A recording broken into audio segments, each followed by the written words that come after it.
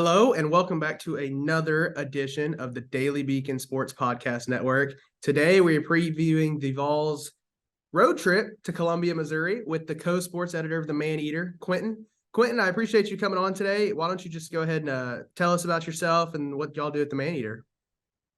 So my name's Quentin Corpuel.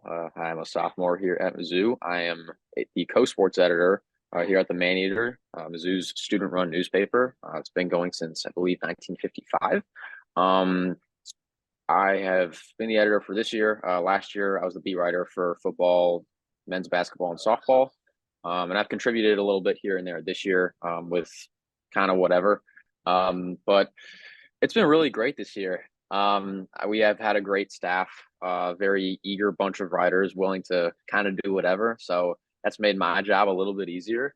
And Mizzou's obviously had a wonderful season thus far. Obviously, the loss last week was tough, especially because it was winnable, and it would have launched Mizzou into a stratosphere they hadn't explored in a very long time. But nevertheless, bounce back game this week against a Tennessee team that I think some parts of it have fallen short of some people's expectations, especially Joe Milton. But a Tennessee team that is still very good and very dangerous, albeit not as dangerous as last year, I don't think. Yeah, so let's dive into this matchup. You kind of previewed it a little bit there. Probably the biggest question revolving this game is the health of Brady Cook and Luther Burden III. What do you know about those guys, their health, and what do you think their statuses will be this weekend? So they've held questionable tags for a while, but they've played in every game. I would be more confident in Brady playing, or at least playing more than Luther. Luther's gotten dinged up in a handful of games this season. And he got dinged up last week against Georgia. I believe he hurt his ankle on a touchdown catch attempt. And he was on the field for most of the rest of the game, but it was very obvious that he was limited. And I think Georgia recognized that, which made defending the pass a lot easier, knowing that Luther Burden was a decoy. Brady Cook, I'd like to think will play. He's told us numerous times that the only thing that would probably keep him out of a game is if he broke his leg or something like that. So he's been toughing it out, not just this year, but last year. He was nursing a torn shoulder labrum in his throwing shoulder for most of the season. So I can't say for sure what is going to happen because I'm not in the building. I don't want to get aggregated for something that I cannot say with 100% certainty. But they've been carrying questionable tags for a while. So we will see. All right, well, that'll play a big role in this matchup. But just overall, Quentin, with this offense this year, it feels like Brady Cook and the passing attack has had a lot of success. And then Cody Schrader on the ground has torn up some defenses too. What has made this offense so much more effective this year, maybe compared to last? A lot. Brady Cook, it's kind of crazy what happens when you have a fully intact throwing shoulder and you're throwing behind an offensive line that's giving you time and you're throwing to receivers that are actually open down the field. So the support system for Brady Cook's been a lot better. I think a lot of it has to do with Kirby Moore, the offensive coordinator that Mizzou brought over from Fresno State over the offseason. His system has been awesome, lights out. What I've loved about it the most is that, and he said this in his introductory press conference back in January, he didn't want to bring in a preset system and logjam players into preset roles. He wanted to meld it around the personnel that he was given. And I think the biggest example of that is putting Luther Burden in the slot as opposed to playing on the outsides, where he played a lot last year. But it turns out Luther Burden is a bajillion times more dangerous and effective when he's in the slot and he's getting the ball with room to work. So that's where a lot of his success has come this season. And then Cody Schrader has been unbelievable. He is an unbelievable running back. I will always stand running backs that consistently run straight and fall forward. And he is one of the hardest working players I've ever covered, if not the hardest working. Everybody in the building loves him. He is a phenomenal human being, as is Brady Cook. They've been fantastic leaders for this offense. And in all honesty, great representations of not just Missouri football, but the University of Missouri. So we have been very blessed to be able to cover guys like them. And obviously they're doing really well. It's been a lot more fun to watch them this year than it was last year. And it's a big reason why they're 7-2. Yeah, and this offense has vaulted Missouri to, I think they're 14th in the college football playoff ranking now, with Tennessee being 13. It seems like Missouri took a step up offensively. Tennessee took a step back offensively. Defensively, though, between these two teams, it's kind of interesting because Tennessee is a lot better defensively than they were last year, where they were ranked near dead last in pass performance. For Missouri's offense, what do you think will be the key to stop that Tennessee pass rush, that Tennessee run defense that is near the top of the country in every category? So just clarifying the question, how the Mizzou defense can stop the Tennessee How the offense? Missouri offensive line can stop that Tennessee defensive line Oh, that's gotcha. somehow gone from last year to this year, lost Tyler Barron to the NFL, and then still took a step forward. Yeah, it's both teams. It's been kind of funny because both Tennessee and Mizzou, I feel like, have undergone like identity makeovers on both sides of the ball. And that includes the line of scrimmage. Mizzou's offensive line last year was not good, like objectively not good. And correct me if I'm wrong, I don't think Tennessee's defensive line was that good either. I mean, their pass rush was okay, but definitely not what they are this year with the number one rushing defense and the near the top of the country and in the SEC too. So it is Okay, like you said, identity change on both sides. okay, so I think there's a couple of keys. One is remaining balanced on offense. It's a lot easier to defend an opposing offense when you know they're going to pass, aka forcing them into third and long. Um, Mizzou's found a lot of success on early downs this year. I believe they're in the top like 20 or 25 in the country in early down EPA or something like that. And a lot of that has had to do with running the ball effectively on first and second down. They got away from it a little bit last week against Georgia. There were a couple of possessions where they passed on first and second down, and it resulted in third and longs, which is not optimal, especially because Cody Schrader is finding a lot of success on the ground. So I think, at least from a defensive line point of view, it's going to be harder to rush. It's going to be harder to attack an offensive line when you don't know if they're going to run or pass. So I think remaining balanced is one. And then secondly, I think perimeter blocking. I think that's going to be huge. It's definitely taken a step up. That was something that Coach Drinkowitz actually called out the pass catching room for, I guess, not doing as well as he wanted them to do over the offseason. And they've certainly responded. It's been the receivers, Theo Weiss and Mookie Cooper, have been phenomenal blocking on the outside. They paved the way for a Georgia touchdown, or a Cody Schrader touchdown last week. And then the tight ends have been exceptional at blocking this season. Brett Norfleet, he's a freshman. You don't usually see freshman tight ends starting, especially at the SEC level. But he is just so physical and so like unafraid of contact. His blocking his blocking tape in high school. If you have a few minutes, he just tosses guys around. Like it's so funny. He's been exceptional. And then Jordan Harris, another younger guy. Definitely more physically further along than a lot of other younger tight ends. So I think them staying consistent, clearing off the outside, I think that's going to be another key. All right, let's flip to the defensive side of the ball for Missouri. Tennessee, like you said, identity change on defense, where the defensive line has now kind of stepped up. That passing secondary defense for Tennessee has also stepped up. On the offensive side for the Vols, they've gone from Hendon Hooker throwing it downs 1 through 3 and finding success to running the ball down your throat. And they're almost 50-50 in yards per game, rushing and passing. So Missouri, from a Missouri standpoint, who on that defensive line stands out? What's the defense kind of looks like for the Tigers this year? It's been really solid. It's not as shockingly amazing as it was last year, especially because Blake Baker was new. The defense in 2020 and 2021 was not very good. So to see them perform the way they did last year was really surprising. This year, it hasn't been that surprising at all. They had one porous defensive performance against LSU, but at the same time, they're the highest scoring offense in all of college football. So there's not as much shame in giving up 42 points. It wasn't 49 because of the Brady Cook pick six. There's not as much shame in giving up 42 points to LSU as it is to, like, I don't know, a middling offense in college football. So they've put together, I think, really exceptional defensive performances. The last 3 weeks, South Carolina and Kentucky were probably the best 7 quarters of football I've seen the defense play all season long.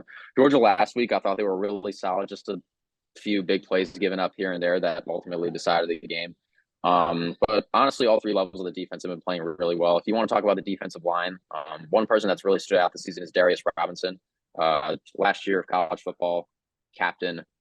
He kicked outside of the edge after playing on the interior for all of his college career, and that's not a very easy transition to make, but he has handled it exceptionally well.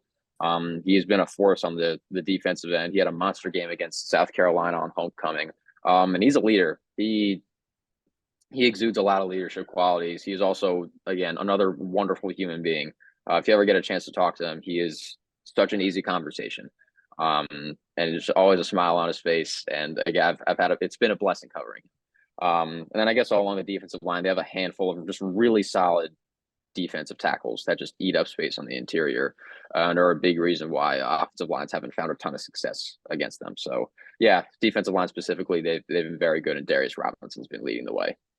You mentioned the LSU game, and that was next on my list. I would assume that Josh Heupel and Tennessee are going to try to do the same exploits that LSU did for their passing attack to have success. What went wrong that game for Missouri's defense? And then coming into Saturday, what do you think are the keys for that defense? There were a couple of coverage busts on the Malik Neighbors touchdown. Chris Abrams-Draine was playing one coverage, and the rest of the Missouri secondary was playing another coverage. And that left Malik Neighbors, of all people, wide open, which was really weird to see in real time, because it's like, how do you leave one of the best receivers in college football wide open? But it was just a simple miscommunication. And then also Jaden Daniels found a lot of success out of structure, specifically using his legs. Another quarterback that finds a lot of success running out of structure is Joe Milton.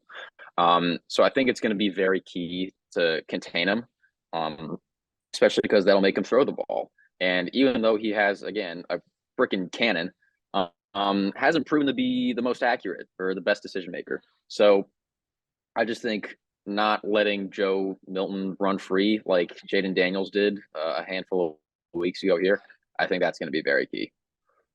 Yeah, and the crazy part, which I guess doesn't bode well for Missouri, is that last week Joe Milton had his best game of the year throwing on the run, off platform, on those out of structure plays, communicating with receivers. So I assume Tennessee will be looking at that LSU game to plan their offense and see what happens on Saturday. So, Quentin, let's get into some of your keys for the game. What would be your biggest 2 or 3 keys for Missouri to come out with a win on Saturday?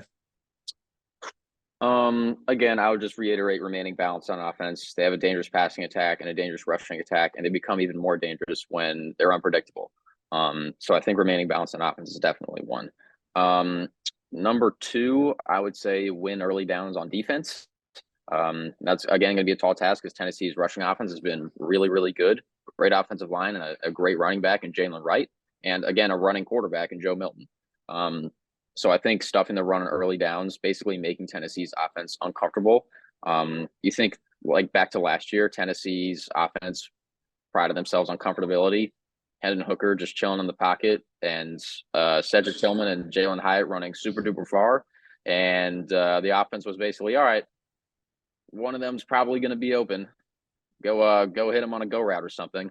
That'll hopefully be the opposite on Saturday for Mizzou. So I think making Tennessee's offense uncomfortable is going to be another one. And then I guess if it's going to be another close game, which I expect it to be, capitalize on red zone opportunities. Georgia did a better job of that than Mizzou did on Saturday. That's, again, a great equalizer in close games is who capitalizes on their golden opportunities the most. Mizzou, heading into the Georgia game, had the best red zone offense in the country. But at the same time, that also included kicking field goals. If you looked at, I'm trying to think of what the stat was last week. There were 14 Division I teams who had made at least 35 trips to the red zone heading into last week. Out of those 14, Mizzou ranked 9th in percentage of red zone scores being touchdowns. So they were getting the red zone, and they were coming away with points a good amount of the time. A lot of them were field goals, which is obviously suboptimal because 6 is more than 3. So I think capitalizing on red zone opportunities is also going to be huge, again, in what I expect to be a close game. All right, Quentin, you said you expect a close game. What's your score prediction? Who comes out on top? Will we see a Harrison Mevis 60-yard field goal to end it? What you got happening on Saturday? That would be awesome. That would be so fun. The first time was so great.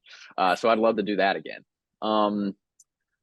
I think Mizzou is going to win by a final score of 35 to 31.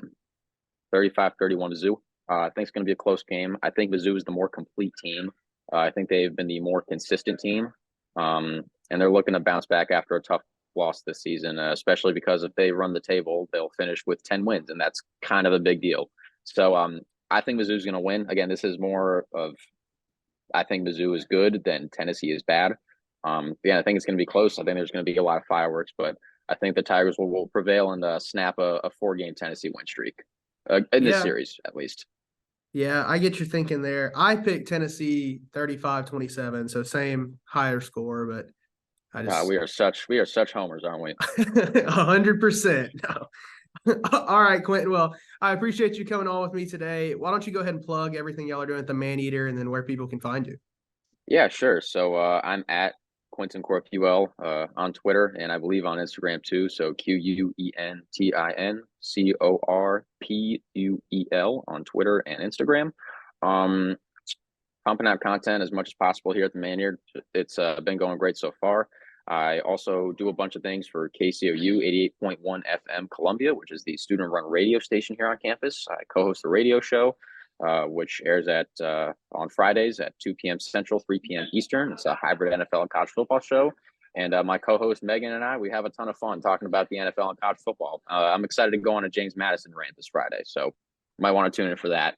And then lastly, I am a contributor for Rock M Nation, which is the SB Nation affiliate of Mizzou. So you can catch me there writing occasional football and basketball pieces. So yeah, I've been wearing a lot of different hats this year. It's been pretty exhausting. I really needed the bye week a couple of weeks ago, and it helped a lot. But I'm happily exhausted. There's nothing really I would rather be doing than this. So this has been very fun, and hopefully I'll be continuing this coverage, not just with the rest of my Mizzou career, but whatever lies ahead of it after.